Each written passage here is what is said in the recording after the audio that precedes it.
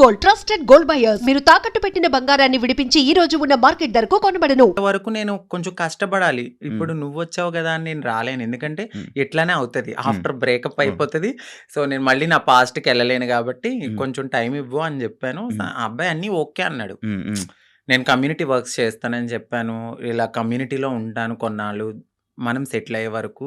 దాని తర్వాత మా పెద్దవాళ్ళకి చెప్పి మనం హ్యాపీగా మన లైఫ్ లీడ్ చేద్దాం. నేను ఇల్లు కట్టుకోవాలి మా అమ్మగారు. దాని తర్వాత నేను మ్యారేజ్ చేసుకున్నాం. ఒక 1 ½ ఇయర్ బానే ఉన్నాం.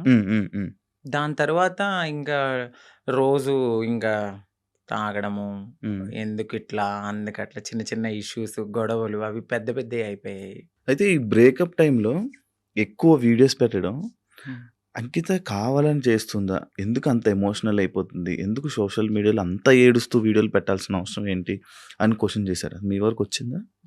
వచ్చింది. ఏమా మీ సమాధానం? సో, ఎందుకంటే అది నా మనసుకు తగిలింది.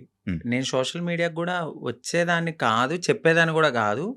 ఒకానొక సిచ్యువేషన్‌లో అది నాకు నెగటివిటీ వచ్చేసింది. అవును. తినే ఏదో చేసింది, తిన వల్లే బ్రేకప్ అయిందని నెగటివిటీ వచ్చింది. సో, నేను నిజం చెప్పాలంటే నేను ఒక ఓపెన్ బుక్. ఆ విషయంలో అయితే తనకి నేను చాలా ఓపెన్‌గా అన్నీ చెప్పే చేసుకున్నాను. సో, చెప్పి చేసుకున్న పర్సన్ తను ఎప్పుడైతే కొన్నాళ్ళ తర్వాత లగ్జరీ లైఫ్‌కి అలవాటు పడ్డాడు. అవును. ఆ తరువాత జాబ్ పోయింది. ఒక 11 మంత్స్ వరకు నేనే చూసుకున్నాను. బిఫోర్ గూడా నేనే రెంట్ కట్టేదాన్ని. కార్ ఈఎంఐలన్నీ నేనే. ప్రతీదీ నాదే. ఆయన జాబ్ చేసుకుని వాళ్ళ ఫ్యామిలీని చూసుకునేవాడు. సమ్‌టైమ్స్ ఎప్పుడైనా రెస్టారెంట్స్ ఆటిలకెళ్ళినప్పుడు ఖర్చు పెట్టే అతను.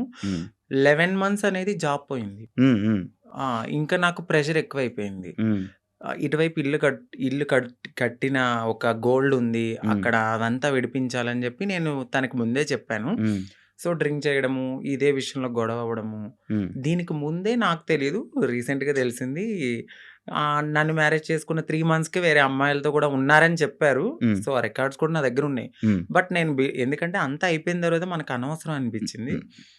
ఇవన్నిటిని ఒక పక్కన పెడితే నాకు ఒకానొక సిచ్యువేషన్‌లో తను రెడ్ హ్యాండెడ్‌గా అంటే మా కమ్యూనిటీ వాళ్ళు ఎవరైతే ఉన్నారో వాళ్ళలో నా కోడల్ని నేను ఇలా వస్తున్నాను అని చెప్పడము, నేను తన్ని చేజ్ చేయడము, పట్టుకున్నాను. సో, పరిగెత్తేసాడు. ఇవన్నీ నేను చూసి నా మైండ్ అనేది ఒక్కసారిగా మాకు అవసరం లేదు. ఈ కమ్యూనిటీలో ట్రాన్స్‌లోనే ఉండాలి. మమ్మల్ని మేము ఎంత అందంగా మార్చుకున్నా వాళ్ళు కొన్నాళ్ళే ఉంటారు. సో, వద్దు. సింగిల్‌గా ఉండడం బెటర్ అనిపించింది. దాని తర్వాత నేను సోషల్ మీడియాలో నేనే పోస్ట్ పెట్టాను. వద్దు అంటే నన్ను కలవడానికి 2 టైమ్స్ అట్లా ప్రయత్నించాడు. బట్ నాకు మనసుకి తగిలింది అది. ఎందుకంటే ప్రతిసారి నేను యాక్సెప్ట్ చేయడము, ఇది మా ఇద్దరి మధ్యన జరగడము, వాళ్ళ ఫ్యామిలీకి చెప్పడము, మా ఫ్యామిలీకి చెప్పడము, మీ చావు మీరు చావండి అనడము, ఇవన్నీ నేను ఇంకా తీసుకోలేకపోయాను. నేను మారింది నా కోసం, నా సెల్ఫ్ నేను ఆనందంగా ఉండడానికి. ఎందుకు దీంట్లోకి దూకానా? ఇంకొకటి కమ్యూనిటీలో అందరికీ ఒక రోల్ మోడల్ అనుకున్నారు. ఇప్పుడున్న జనరేషన్‌లో ఇంత బాగా ఉంటున్నారా అని. సో, నేను ఇప్పుడు గనక నేను బ్రేక్ చేస్తే సొసైటీలో వీళ్ళంటూ సెట్ కారు, వీళ్ళకి పెళ్ళిళ్ళు సెట్ కావు అని అంటారని నాకు ముందే తెలుసు. దానికోసం కూడా నేను చాలా బాధపడుతూ అట్లానే ఉన్నాను. ఇవన్నీ చూసిన తర్వాత నాకు నేనే ఇన్‌స్టాగ్రామ్‌లో విడిపోతున్నామని చెప్పాను. చెప్పిన తర్వాత ఆపోజిట్ పర్సన్ కూడా ఎందుకు ఏంటి అని క్వెషన్ చేయడానికి నన్ను ప్రయత్నించలేదు. నేను వీడియోస్ డిలీట్ చేసేసాను. తను కూడా అప్పటికే వేరే అమ్మాయితో లవ్‌లో ఉన్నాడు. ఓకే. అలా బ్రేకప్ అయింది. సేమ్. అంటే నేను ఎన్ని సార్లు వద్దన్నా కావాలనుకున్న మనిషి ఒక్కసారిగా నేను వద్దు అన్నప్పుడు ఎందుకు బ్రేకప్ చెప్తారు? ఒక 1 ½ ఇయర్‌లో చాలా గొడవలవుతాయి. ఇది మాకు అప్పుడు మేము విడిపోవడానికి కూడా చాలా చిన్న రీజనే. దానికి ముందు చాలా పెద్ద రీజన్స్ ఉన్నా మేము కలిసే ఉన్నాం. అప్పుడు కలవాలి అని ఒక పర్సన్ మన ముందు బతిమలాడిన మనిషి ఒక్కసారిగా ఎందుకు వదిలేసుకున్నాడు? బ్రేకప్ అంటే వదిలేసాడు. దానికి తనకి ఎక్కడో కనెక్ట్ అయ్యాడు. ఇక్కడ వదిలించుకోవాలనుకున్నారు. తను కూడా ఏం చేశారంటే అక్కడ అమ్మాయిని కనెక్ట్ అవ్వడానికి కమ్యూనిటీలో ఎవరితోనో రిలేషన్‌కి పరిగెత్తినట్టుగా నన్ను నమ్మించాడు. సో, అక్కడ నా మనసు బ్రేక్ అయిపోయింది. తర్వాత తెలిసింది. ఇలా జరిగాయి. కాదు అప్పుడు మరి ఫేస్ మీద దెబ్బలు కొట్టడం అవన్నీ ఏవో ఉండే కదా! దెబ్బలుండే ఫేస్ మీద ఏవో దెబ్బలతో ఒక వీడియోస్ ఉండే. అవేంటవి ఆయన కొట్టినవా? లేకపోతే ఏం జరిగింది అది? ఇక్కడ దెబ్బలు తగిలింది అంతా ఫేస్. సంథింగ్ ఆయనైతే కొట్టలేదండి. ఓకే. సో, అది అబద్ధము. ఇక్కడ దెబ్బ తగిలింది అనడానికి నేనప్పుడు ప్రతిసారి మన ఐబ్రోస్ చేయించుకోవడానికి స్క్రబ్బింగ్‌కి వెళ్ళేదాన్ని. ఆ టైంలో నాకది రిఫ్లెక్ట్ అయిందంతే. అచ్చా! ఈ ఫేస్ ఇంత ఇలాగ ఆ! అయిపోవడం లాగా అందులోను ఏడ్చి ఫుడ్ ఫుల్ లేదు. ఫుడ్ లేదు. కానీ అది కొట్టేసారేమో, ఆ! దీనికి ఇది ఇబ్బంది అనుకున్నారు. పెట్టేసారేమో, అవును. ఇదైపోయిందేమో అని అనుకుండే లేదు ఇలాగ లేదు. ఇలా ఆయనేం కొట్టలేదు. మీకదే ఫస్ట్ లవ్వా? అంటే అదే ఫస్ట్ లవ్ అనుకోవచ్చు. అదే ఫస్ట్ లవ్. అంటే బిఫోర్ ఒక లవ్ ఉండేది. హ్మ్. అది అక్కడ దాకా రాలేదు. అంటే ఇంకా ఇది లవ్ కామన్ అనిపించింది ఇంకా. కానీ పెళ్లి వరకు రావడం అనేది ఇదే. ఇదే ఫస్ట్ పెళ్లి వరకు. ఇప్పుడు ఇద్దరి అభిప్రాయాలు కలుస్తాయి. కలిసిన తర్వాత మాట్లాడుకుంటాం. మాట్లాడుకున్న తర్వాత కొన్ని రోజులు ట్రావెల్ అయ్యాక ఓకే. నీవు నాకు సెట్ అవ్వలేదు వదిలేసుకుందాం అనుకునేది ఒకలా ఉంటది. ఇటు పబ్లిక్ వచ్చేసి హ్మ్.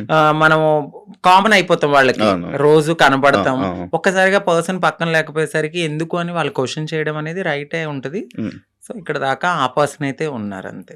కాదు అదే ఇందాక నేను ఒక పాయింట్ అడిగాను. ఏదైతే అబ్బాయిల దగ్గర నుంచి మనకి పూర్తి ప్రేమ దొరకదని తెలుసు మీకు. తెలుసండి. డబ్బుల గురించి వస్తారని తెలుసు. అవును. కానీ ఎందుకు నమ్మి దగ్గరికి తీసుకొని మోసపోయి మళ్ళీ ఏడడం? గొర్రె కసాయవాడిని ఎందుకు నమ్ముతుందంటే నేనేం క్వెషన్ చేయగలను. గడ్డి పెడతారు, తీసుకెళ్తారు, ఫుడ్ పెడతారు. తర్వాత వాళ్ళనే చంపేస్తారు. ఏది గొర్రెని. ఆ! అలా అని చెప్పి ఆ గొర్రె ఎళ్ళకుండా ఉంటదా? అయ్యో! ఫుడ్ ఎందుకు పెడుతున్నాడో, ప్రేమగా పెడుతున్నాడేమో తినడానికి వెళ్దాము. దానికి తెలీదు. తర్వాత నేనే మీరు బలైపోతానండి. తినడానికి మమ్మల్ని తినడానికి. తినడానికి వచ్చారు. సో, మా లైఫ్‌లో గూడా అట్లనే జరుగుతది. హ్మ్. తెలుసు. హ్మ్. ఎందుకంటే తల్లిదండ్రుల ప్రేమ ఉండదు. హ్మ్. ఫ్రెండ్స్‌తో ఎవరితోన్నా మాట్లాడినా గూడా, "ఏయ్! తనెందుకు మారిపోయాడు గదా! అట్లా ఇట్లా నువ్వెందుకు మాట్లాడుతున్నావు? హ్మ్. నీకేమన్నా రేపొద్దున్న బ్యాడ్ రివ్యూ వస్తదేమో" అని చెప్పి ఫ్రెండ్స్ ఎక్కువ మాట్లాడరు. సొసైటీ యాక్సెప్ట్ చేయదు. ఈ టైంలో ఎవరో ఒకళ్ళు మమ్మల్ని దగ్గరికి వస్తారనమాట. ఓకే. మాకు ఈ ప్రేమ దొరుకుతుంది. ఇది జెన్యూన్ ప్రేమేమో అని నమ్ముతాం. నమ్మి దగ్గర తీసుకుంటాం. తనకయ్యిందని చెప్పి నాకవ్వాలని లేదు కదా అని హ్మ్. గొర్రెలుగా నమ్మేసి ముందుకెళ్ళిపోయి తర్వాత బలైపోతాం. ఇప్పుడు అమ్మలతో ఉండట్లేదా?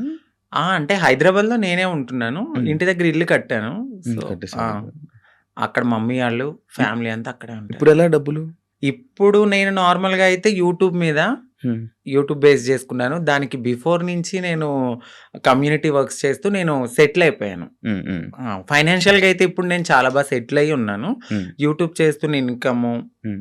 అట్లానే కొంచెం ఎంతొస్తది యూట్యూబ్ నుంచి? ఇప్పుడైతే 1.2 అట్లా యూట్యూబ్ వస్తుంది. నుంచి. బిఫోర్ ఇంకా ఎక్కువొచ్చేది. ప్రమోషన్స్ అవన్నీ? ప్రమోషన్స్ చెయ్యట్లేదండి నేను. చేయరా ఇప్పుడు?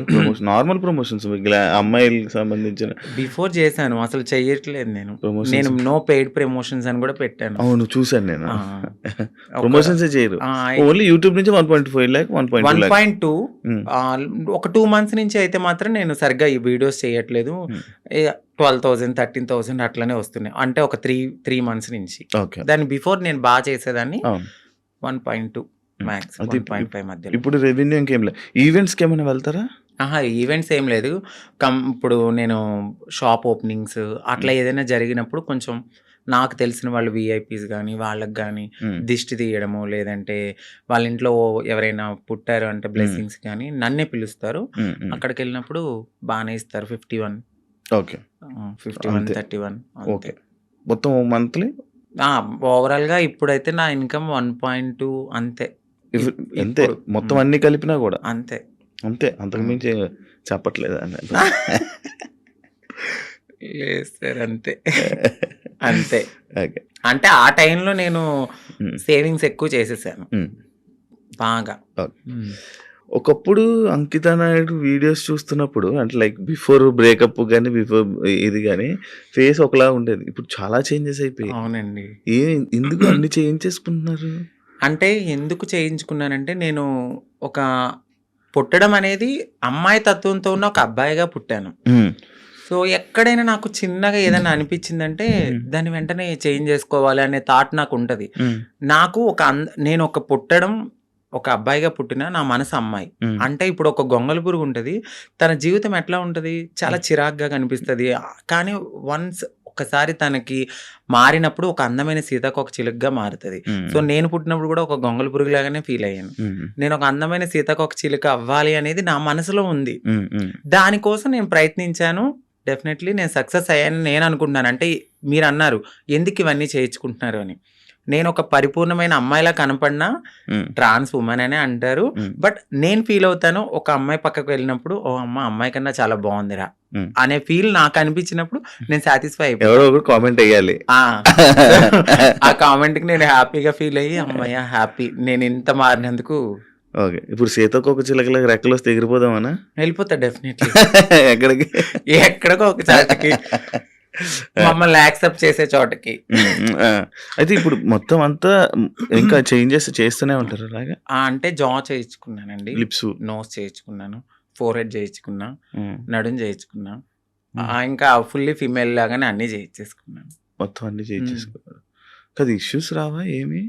అంటే ఏం లేదు. ఇప్పుడున్న టెక్నాలజీ ప్రకారం అయితే ఎటువంటి ఇష్యూస్ అయితే లేవు. అది శృతి మించితే ఇప్పుడు నేను చేయించుకున్న దానికి ఓకే.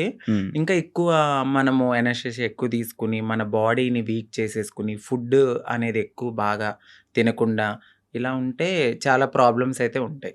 నార్మల్గా ఎక్కువ ప్రాబ్లమ్స్ ఎక్కువ వస్తుంటే ఏదో ఒక ఇష్యూ అంటే ఒక మంచి డాక్టర్ దగ్గరికి వెళ్ళాలండి. అంటే డబ్బులు పోయినా కూడా ఒక మంచి డాక్టర్ని సజెస్ట్ చేసుకుంటూ ముందుకెళ్తే ఏం ప్రాబ్లమ్స్ రావు. బట్ అది కూడా ఎక్కువ బేర్ చేయరు ఎవరు. చాలా పెయిన్ఫుల్, అది చాలా నరకం. తాగడానికి ఉండదు, తినడానికి ఉండదు, గాలి పీల్చడానికి ఉండదు. ఇక చెప్పలేము ఆ బాధలన్నీ. ప్రియాంక నీ ఫ్రెండేనా? అవునండి. మాట్లాడతారా? మీ ఇద్దరు అనుకునే చేయించుకుంటుంటారా ఏదైనా? లేదండి. ఎందుకండి? తను చేయిస్తుంది, దాని తర్వాత మరి మీరు చేయించుకుంటారు. Same treatments. చెప్పాను కదా, అందంగా ఉండడము అనేది మాకు ఉంటది ఆ మనసులో. ఎక్కడ మేము ఒక అమ్మాయిలాగా ఉండాలి, ఎంత మారినా ఉంటది జనాల్లో మీరు అలాగా మీరు ఇలాగా అని. బట్ అనేవాళ్ళు అంటూనే ఉంటారు, మనం మనలాగానే ఉండాలని నేను అనుకుంటాను. ఓకే, మీ పక్కన ఒక చిన్న చిన్న అబ్బాయిలు వీళ్ళు ఉంటారు, అంటే కొడుకులు, మా కొడుకు మా ఇది అనుకొని చెప్తా ఉంటారు. ఒకప్పుడు ప్రియాంక బిగ్ బాస్ కి వెళ్ళే టైంలో కూడా ఒక కొడుకు అనే ఒకరు తిరిగేవాడు, ఒక ఉండేవాడు. ఇప్పుడు మీరు కూడా, మీకు కూడా ఇందాక అడిగితే ఆ కొడుకు అన్నారు. ఎందుకు కొడుకులు ఉంటారు మీకు? అంటే వాళ్ళు కొడుకు అనడానికి వాళ్ళు కొడుకు కమ్ కోడలు. ఎందుకంటే మీకు అర్థం కాలేదు, కొడుకు నుంచి కోడలుగా మారుతారు. ఎందుకంటే వాళ్ళు, మీకు చెప్పాను కదా, మేము ఒకప్పుడు అబ్బాయిలా ఉన్నప్పుడు సో వాళ్ళని మేము కొడుకులుగానే ఫీల్ అవుతాం. ఇప్పుడు తను గేని ఇప్పుడు మేము అమ్మాయిని పిలవలేం కదా, తను ఫ్యూచర్ లో మారుతారు. ఫ్యూచర్ లో మారే వాళ్ళు మాతో ఉంటారనమాట, మాతో ట్రావెల్ చేస్తారు, ఇట్లా మంచి చెడులు అన్ని చూసుకుంటూ ఉంటారు. మాకంటూ ఒక వెల్ విషర్ అనొచ్చు. వాళ్ళని మేము కొడుకు కోడలు, మారిన వాళ్ళని కోడలు అంటాము, మారిన వాళ్ళని కొడుకు అంటాం. అచ్చా, అలా మీ దగ్గర కొడుకులు అంతే. ఓకే, కానీ మీకు ఎప్పుడైనా ఫీల్ అవుతావా అంకిత, లైక్ నేను ట్రాన్స్ ఉమెన్ అన్నా? అసలు చాలా ప్రౌడ్గా ఫీల్ అవుతాను. నాకు నచ్చినట్టుగా మారాను. నేను చాలా హ్యాపీగా ఉన్నాను ఇప్పుడు. అంతకు ముందే నేను చాలా బాధపడేదాన్ని. ఎందుకంటే ఖచ్చితంగా ఏదో ఒక పాయింట్ లో మీరు ఇది అని క్వశ్చన్ చేస్తారు. బట్ ఇక్కడ నేను ఎంత క్వశ్చన్ చేసినా లైట్, నా లైఫ్ నేను హ్యాపీగా ఉన్నాను. ఉన్న చిన్న జీవితం అండి, ఈ జీవితం పోతే మళ్ళీ ఎలా పుడతానో తెలియదు, కుక్కనవుతానో నక్కనవుతానో తెలియదు. ఈ లైఫ్ లో అయితే మాత్రం ఇది నేను అనుకుంటాను, ఇది నాకైతే చాలా అద్భుతమైన లైఫ్. అంత ఫైన్.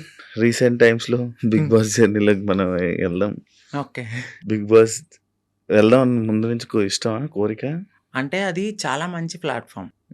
అంటే తెలుగు రాష్ట్రాలే కాదు, ఒక పాన్ ఇండియా లెవెల్లో చాలా మంచి ప్లాట్ఫామ్ అది. డెఫినెట్లీ అలాంటి ఒక ప్లాట్ఫామ్ కి నేను సెలెక్ట్ అయ్యాను అని తెలుసుకున్నాను, హ్యాపీగా ఫీల్ అయ్యాను. ఎందుకంటే నాకు ఇంట్రెస్ట్ ఉంది, ఫస్ట్ నుంచి ఇంట్రెస్ట్ ఉంది, బిగ్ బాస్కి వెళ్ళాలి, నన్ను నేను ప్రూవ్ చేసుకునే ఒక ఐడెంటిటీ. అది ఎక్కడికైనా వెళ్ళినప్పుడు నాకంటూ ఒక ఐడెంటిటీ ఉండాలి. పాస్ట్ అందరికీ ఉంటదండి. ఈ పాస్ట్ లో అన్ని చేసి వచ్చాను నేను. వెగ్ చేసుకున్నాను, సెక్స్ వర్క్ చేశాను, షాప్ ఓపెనింగ్స్కి వెళ్ళాను, ప్రతిదీ చేసుకుని అన్ని లెవెల్స్ దాటుకుని ఒక మంచి ఆపర్చునిటీ వచ్చింది. ఇలాంటి ఆపర్చునిటీలో నన్ను నేను ప్రూవ్ చేసుకుంటే 100% ఇంకొక 10 మంది డెఫినెట్లీ నేను కూడా ఇలాంటి ఆపర్చునిటీ కోసము వెళ్ళాలి అని మా కమ్యూనిటీలో కూడా ఇంట్రెస్ట్ అవును. వస్తుంది. అవును. ఇప్పుడు నాకు ఒక రోల్ మోడల్ ప్రియాంక సింగ్ ప్రియాంక. గారు ఫస్ట్ 100% నేను ఫస్ట్ చెప్తున్నా. తనే కదండి. అంటే అవును. దానికి ముందు దానికి ముందు ఇంకొకరు వెళ్ళారు. తమన్నా. బట్ ప్రియాంక సింగ్ గారు ఏంటంటే ఒక ఫిమేల్ లాగా, అంటే చాలా మందికి ఒక డ్రీమ్ గర్ల్ అయిపోయారు. చాలా అందంతో గాని, తన ఆటతో గాని, ప్రేమలో గాని, అంటే అక్కడ కెమిస్ట్రీ అదంతా మాకంటూ ఒక హ్యాపీనెస్ వచ్చింది తన వల్ల. నాకు ఆవిడ చాలా మంచి రోల్ మోడల్, బయట గాని ఇలా ఇండస్ట్రీలో గాని, అందంలో గాని. సో మీరు అన్నారు మీ ఇద్దరు ఒకేసారి చేయించుకుంటారంటే, లేదు, నేను ఆవిడని చూసి నేను చాలా రోల్ మోడల్ గా ఫీల్ అయ్యి అందంగా అవడానికి ఆవిడ ఒక ఇన్స్పిరేషన్ నాకు. సో ఆవిడ బిగ్ బాస్కి వెళ్ళిన తర్వాత మాకు కూడా కొంచెం రెస్పెక్ట్ పెరిగింది. సో దాని తర్వాత చాలా సీజన్స్ తర్వాత నాకు ఆపర్చునిటీ వచ్చింది. మొన్న అగ్ని పరీక్ష కదా. అగ్ని పరీక్షకి ముందే నేను సెట్ అయిపోయాను. ఇక్కడ ఏమైందంటే మా కమ్యూనిటీ వాళ్ళు వెనక్కి లాగేశారు. ఎందుకు ఎందుకు అసలు స్టేజ్ ఎక్కలేదు నువ్వు? నేను స్టేజ్ ఎక్కలేదు, అదే కదా నా బాధ. నన్ను నేను ప్రూవ్ చేసుకునే ఒక టైం వచ్చింది. నన్ను ఇలా అనౌన్స్ చేశారు శ్రీముఖి గారు, సాంగ్ అనేది వేశారు, నేను బ్యాక్గ్రౌండ్ లో వెనకాల ఉన్నాను, సాంగ్ వేశారు, వెంటనే స్టాప్ చేశారు. నన్ను ఆ టీం వాళ్ళు ఒకసారి మేడం మీతో మాట్లాడాలన్నారు, పైకి వెళ్ళారు, పైకి తీసుకెళ్ళి ఒక 3 hours కూర్చోబెట్టారు. తర్వాత హెడ్ వచ్చారు, నన్ను పిలిచారు, లోపలికి వెళ్ళాను. సో మీ కమ్యూనిటీ వాళ్ళు ఇట్లా అని నాకు ఒక, అంటే నేను సెక్స్ వర్క్ చేశానండి, నేను ఒప్పుకుంటున్నాను. నేను ఒక లీడర్ని, నాకంటూ మేము కమ్యూనిటీకి చాలా వర్క్స్ చేస్తాము, సోషల్ యాక్టివిస్ట్ని, అందరికీ తెలుసా ఆ పర్సన్ చాలా. సో ఆ పర్సన్ వెళ్ళి ఆ లోపల సెట్లో ఒకరు ఉన్నారు, వాళ్ళు కూడా మా కమ్యూనిటీకి సంబంధించిన వాళ్ళే ఉన్నారు. వాళ్ళకి ఆ వీడియో పంపడము, ఆ వీడియో ఆ టీం వాళ్ళు చూడడము, మేడం ఇది మీకు నెగిటివిటీ వస్తుంది, షో కూడా నెగిటివిటీ అవుతుంది అంటే నేనేం మాట్లాడలేదు, ఎందుకంటే ఒక రియాలిటీ షో అది. సో రియాలిటీ షోలో వాళ్ళ పర్సెప్షన్లో వాళ్ళు కరెక్టే, నా ఒక్కదాని కోసం వాళ్ళైతే ఆగిపోరు కదా. బట్ మా కమ్యూనిటీ వాళ్ళలో కొంతమంది ఎవరైతే లీడర్లు అని చెప్పుకుని తిరుగుతారో వాళ్ళు ఇలా చేయడం నాకు నచ్చలేదు. ఎందుకంటే ఇది ఒక ప్రయత్నం, ఏమో ఎప్పుడో జరిగిందని మీరు ఇప్పుడు తీసి చూపించడం అనేది కరెక్ట్ కాదు. మీరు కమ్యూనిటీని మేము పుష్ చేస్తాం, మా కమ్యూనిటీకి రైట్స్ ఉన్నాయి అన్న వాళ్ళు అదే కమ్యూనిటీ నుంచి ఒక పర్సన్ బిగ్ బాస్కి వెళ్తున్నప్పుడు మీరు ఎందుకు డైజెస్ట్ చేసుకోలేదు? అదే పర్సన్ కూడా అక్కడ సెలెక్ట్ అయ్యారు అనే టాక్ వచ్చింది, బట్ కాదు. మేబీ ఆవిడ ఎందుకు సెలెక్ట్ అవ్వలేదో మనకు తెలీదు, కానీ నన్ను పాయింట్అవుట్ చేసి నెగిటివిటీ అనేది టీంకి చేయడం నాకు నచ్చలేదు. అది నా దాకా వచ్చింది, స్క్రీన్ షాట్స్ వచ్చాయి, పలానా ఎవరు పెట్టారో కూడా ఎలా తెలిసి అక్కడ వాళ్ళే నాకు చూపించారు. తర్వాత నేను తీసుకున్నాను వాళ్ళ దగ్గర, నేను అదే స్క్రీన్ షాట్స్ మా పెద్దవాళ్ళకి కూడా చూపించడం అయితే జరిగింది. బట్ టైము సిచ్యువేషన్ అనేది ఒకటి రావాలి, అప్పటి వరకు ఆగుదాం. బిగ్ బాస్ అనేది ఒక మంచి ప్లాట్ఫామ్, బట్ ఏమో అక్కడ దేవుడు నాకు అది తీసేసాడు అంటే ఇంకెక్కడ ఏదో ఒక మంచి ఆపర్చునిటీ ఉంది. సో దీనికోసమని నేను చిల్లరగా ఎక్కువ వాళ్ళతో గొడవలు పెట్టుకుని అంత కాదు, కానీ ఏదైతే నన్ను అడిగారు క్వశ్చన్స్ ఇన్ఫ్లుయెన్సర్గా, నేను నా ఫాలోవర్స్ అడుగుతారు కదా, మీరు అగ్ని పరీక్ష దాకా వెళ్ళారండి, ఏది కనపడలేదు అని. ఆ కామెంట్స్కి నేను రిప్లై ఇవ్వడం అనేది జరిగింది. మా కమ్యూనిటీ వాళ్ళ వల్లే నేను వెనక్కి వచ్చేసాను అని. అందరూ కాదు, కొందరు. మీకు ఇది ఇప్పుడు తెలిసిన తర్వాత అంటే లైక్ పంపించాల్సిన అవసరం ఎందుకు వచ్చింది అన్నాడు? అది నేను అదే అనుకున్నాను, బట్ వాళ్ళకు కూడా కొంచెం తెలియాల్సింది ఏమిటంటే, వీళ్ళ ప్రతి జర్నీలో కామన్గా ఇది ఒకటి ఉంటుంది, సెక్స్ వర్క్ అనేది.